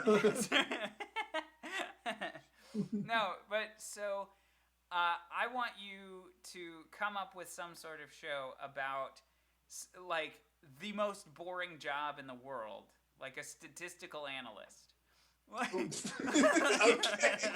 Okay. Okay, so the thing is, this sitcom has to revolve around a Oh my guy. god, it's a sitcom. Yeah, or a TV show or whatever. You know, it can be a drama if it Okay. needs to be, but it's about a statistical analyst. Statistical analyst. So but you know, cubicle job, not like cool statistical analyst with sunglasses that sits at a computer in the FBI agency. I want you to know that's never the first image that pops in my head. Cool statistical analyst or Yeah, analyst? I don't know what the word is. Analyst. Sure. Analyst, analysis. I'm making things up. Yeah. Okay. So anyway, yeah, a stat guy. Okay. Jacob, I'd like for you to do some kind of crime show. Me? Okay. Yes. Yeah, for sure. Okay. So that'll be fun. I would love to do a psych style crime show. Okay, I'm down for this. Where it's not really mainly a drama, it's mainly comedy, but Like a dramedy kind of thing? yeah, but still like solving crimes, whereas like Brooklyn Nine-Nine is a cop show, but Yeah. it's not about crime at all in the slightest. Okay. It's a sitcom. I would want more like a psych thing where it's clever and funny, but also still a crime show. So, you know. Okay. I like the idea, I don't know. Oh, what about the idea of a child detective? Ooh, okay. Like Encyclopedia Brown kind of thing? Yeah, kind of like that. And like, you All know, right. like Doogie Howser was the child prodigy doctor, but Yeah. why couldn't there be A cop? yeah, why couldn't A there child be a cop? child cop? I think that's Oh my so god. funny. Like yes. but like justifiably he's really good at like being a detective and he would never make it as a beat cop.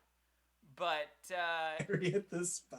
is that already a thing, or are you just making that up right now? Harriet the Spy sounds familiar. Why? Yeah, but I don't.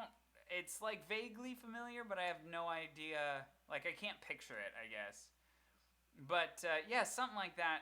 But that takes it seriously, not something like you know, not like a kid's show where the kid is the detective, but like a legitimate show where the kid is the detective. I think that'd be super Like, fun. how old are we talking about? Like, who's the actor in this? Like Finn Wolfhard. So like Oh. yeah, like couldn't you see Finn Wolfhard? Get what's available now. Yeah, well, so what I immediately thought about was Agent Cody Banks. Okay. So, like, you That was know, a cool movie. like a spy movie, but with kids. Like, you know, Spy Kids. I was gonna say Codename Kids Next Door, No. but No, I had to bring it back around to Spy Kids. I'm I sorry. hate you. I'm sorry. It had to happen. Um, but yeah, no, yeah. So yeah, no. But I would love to do a series. He did it. He did it. Yeah. So no, but it would have to be a series. I think it would work really well as a series, Okay. but like a very Doogie Howser style series where it's a child prodigy detective. Cause that's never been done. I mean, there is obviously Doogie Howser where it's like a child prodigy doctor, but like there's been detectives with quirks. There's been detectives that are living double lives. There's been straight detectives and like, you know, Yeah.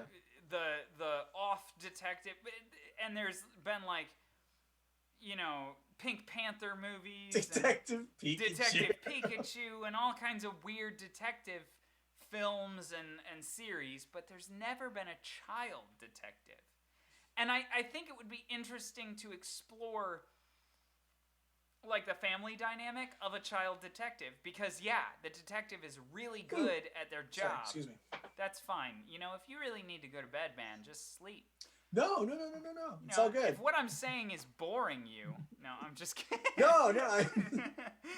I want to see this. No. It was just one of those random yawns you get. Yeah, no, I get it. But I think it would be interesting to explore the family dynamic behind a detective who's really good at their job, but their family is dealing with the danger of them being a detective. Like, I want there to be a scene somewhere in this in the first season where, he's balancing, this, the pressure he's getting at school for this upcoming science fair, yeah. and he's pressured over this, this murder that, that he has to solve, but all of a sudden he's at the science fair and it just comes to him.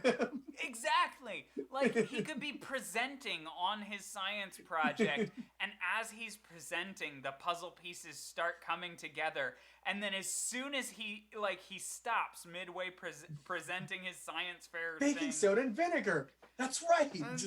And then he's like, I gotta go, and he gets out of there. Like, I would love to see that. I want to see this. Yeah, I want to see I would this. totally see that. And as for your television show with a statistical analyst, I would also love to see that, because like it's like a day in the life type sitcom. Yeah.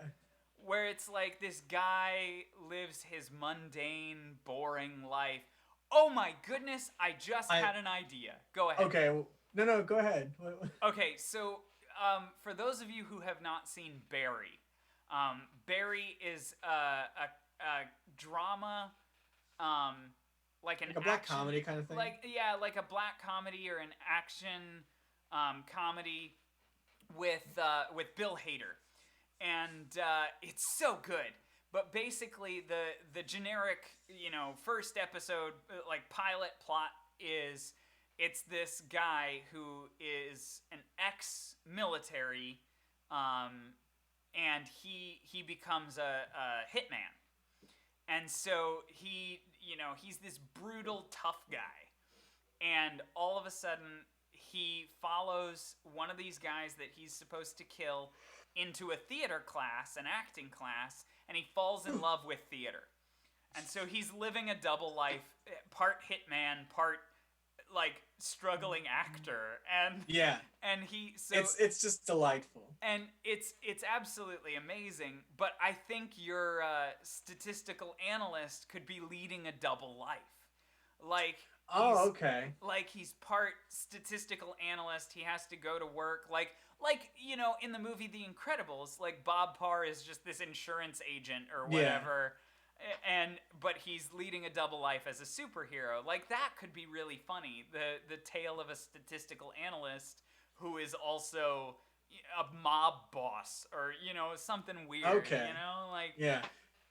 But what I was thinking? What I was thinking was something in a different direction. Was the statistical analyst gets hired or appointed to this this big failing business, like total Titanic, like it's just you really have to hate yourself to work there. but he has to help them get better and save this whole company, and you just meet this ensemble of cast, and he's a statistical analyst, so he takes everything pretty seriously, just kind of like dry, and just tells you, if you do this, it's going to be bad for the company, we're going to lose our jobs, and they all go on a leap of faith going, no, no, no, we got to do this thing. So so I'm thinking like a local TV station or something. So Okay.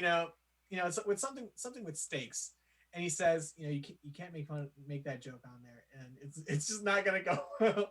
Or like, you can't have these these many people in the room for a fundraiser because the virus or whatever. And they're saying nonsense. We can here's what we're gonna do. But things usually end well. But it's mainly him trying to keep this whole station or company afloat. So I'm thinking like a Bill Hader type actor would be the kind of like dry dry chemistry that could bring into it. Oh, for sure. So I don't know anything about Breaking Bad or House. I haven't seen either of them, but Okay. isn't that the plot, Matt? I think that's. It's for Breaking Bad. Isn't that the plot of Breaking Bad? For Okay, Breaking cool. Bad. I was like, wait a minute. Yeah, I'm sorry, Matt. Okay, I'm sorry I haven't seen Breaking Bad or House. That'll be my next thing. I'll take care of it. Don't worry. You say that about everything. I do say that about everything. Yeah, I'm Matt, sorry. Matt, it's fine. I'm Matt. sorry, okay? I apologize. But no, there are a lot of things that I need to catch up on. If you want another excuse to You yell want at Matt me, to keep tuning in. yeah, if you want another excuse to yell at me, I also haven't seen The Walking Dead, so yeah, there's that. I need to catch up on that or something. But I don't know where to find that. Is that on anything? It might AMC, be. right? Yeah, but like, do they have their own? I don't know.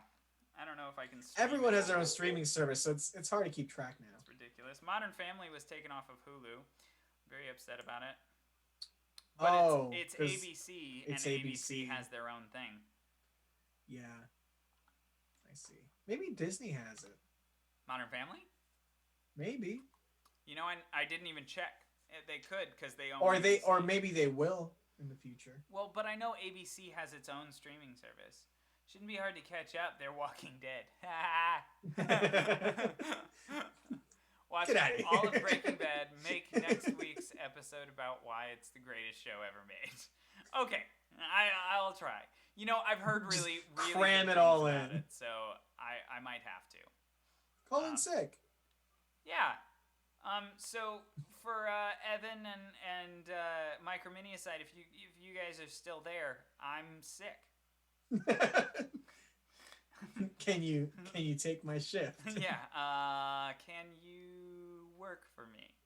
Yeah, no, I won't do that to you. It'll be fine. I'm sick. He's good. Ooh, he's an actor. I am an actor. Yes. But yeah, I think that would be fun. I definitely would watch that. Are there what other shows do you want to see done?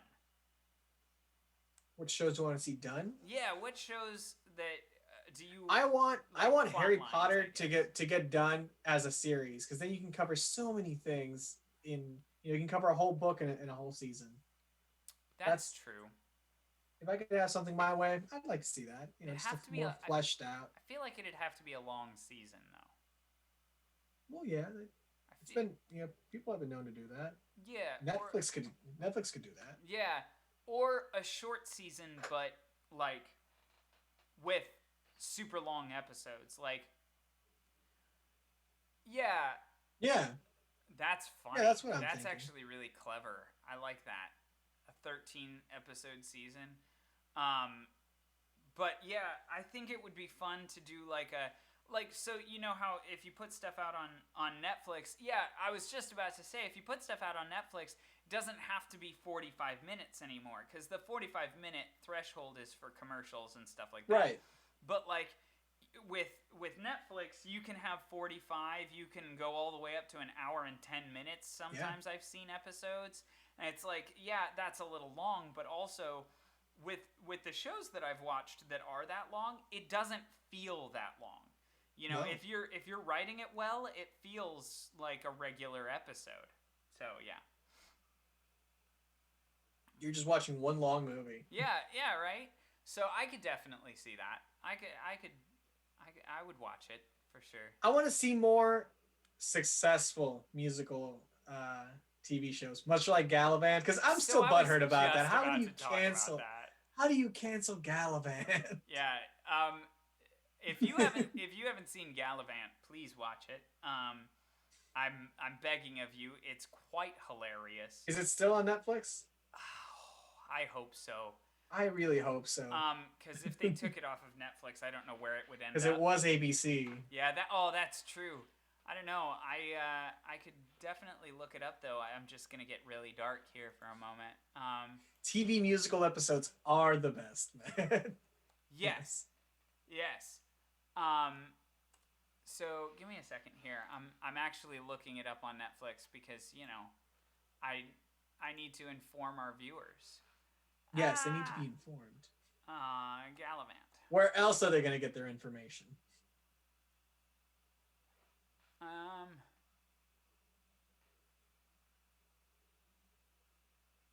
I can't find it. I don't think it's there anymore. My heart. No, curses, it's gone. I'm so Fine, you can upset. still watch it illegally. You Yeah. didn't hear it from us, though, kids. Yeah, you didn't hear it from us, but you can watch it illegally. Anyway, yeah, no, Gallivant is awesome. So I highly recommend it.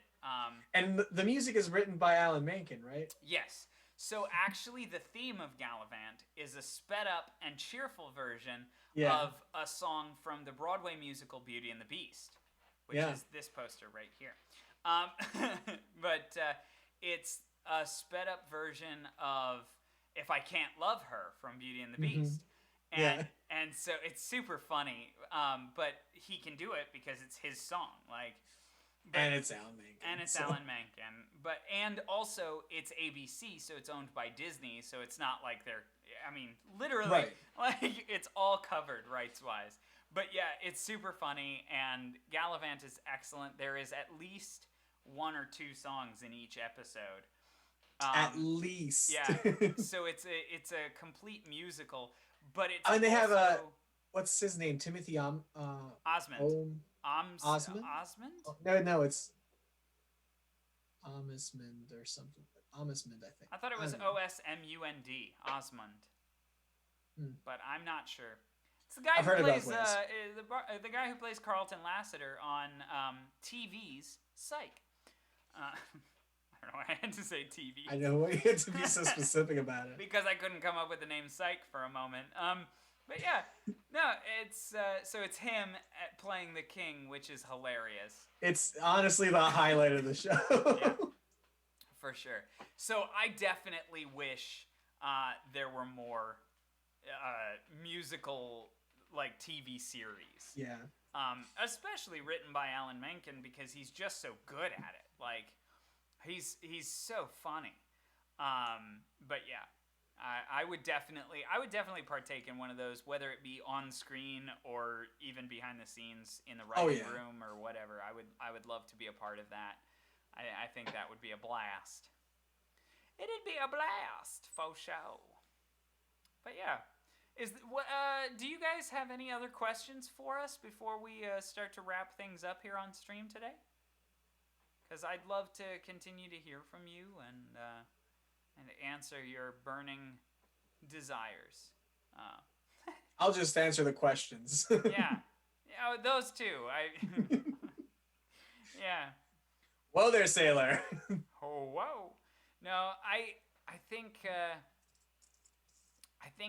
like a college, like a community musical would be funny. You know, like a community college musical. Okay. I'm sorry, I should have specified, but the television. So you just mean show their musical Community- episodes? Yes, but like I think a musical version of Community or something like that, like a community college musical. So you want Glee? Except for community college, so better, clearly. But yeah, Glee.